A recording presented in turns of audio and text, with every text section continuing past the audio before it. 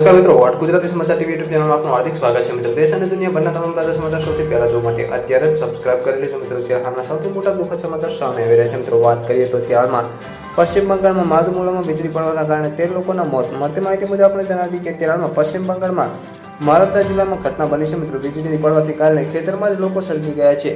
મળતી માહિતી મુજબ આપણે જણાવી કે પશ્ચિમ બંગાળના માલદુમાં વીજળી પડવાના પગલે ગુરુવારે રાત્રે 13 લોકોના મોત થયા હતા અને એમ કહેવાય રહ્યું છે કે વીજળી પડવાના દરમિયાન મૃત્યુ પામનાર આ તમામ લોકો ભારે પવન પછી પડેલા વરસાદને પગલે કેરીના આંબાઓ પરથી નીચે પડી ગયેલી કેરીઓ એકઠી કરવા માટે કેરીના બગીચામાં ગયા હતા। જ્યારે મળતી માહિતી મુજબ આપણે પણ જાણીએ કે માલુદા તાલુકાના સત્તાવાળાએ પ્રયુક્ત મૃતકોના પરિવારના સભ્યોને 2 લાખ રૂપિયાની નાણાકીય સહાયનો કરવાનો નિર્ણય લીધો છે।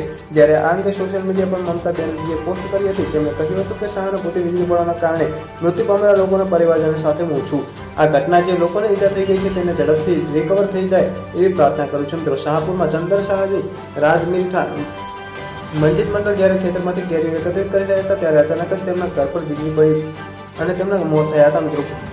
ગોજારમાં આશિક શાહ પણ ખેતરમાં એકત્રિત કરી રહ્યા હતા મિત્રો। તેમના માથા પર વીજળી પડતા તેમનું મોત થયું હતું। જ્યારે અતુલ મંડળ શેખ ઝરૂર શાહ શેખ નિહાતુલામાં જ્યારે કેરી એકત્રિત કરી રહ્યા હતા ત્યારે તેમના માથા પર વીજળી પડવાથી તેમનું મોત થયું હતું। ગત માહિતી મુજબ આપણે જણાવી હતી કે જ્યારે સુમિત્રા મંડોલા પંકજ મંડોલા ડાંગરના ખેતરમાં કામ કરી રહ્યા હતા ત્યારે તેમના માથા પર પણ વીજળી પડવાથી મોત થયું હતું। પલ પલની માહિતી વિડીયો મળતી રહેશે।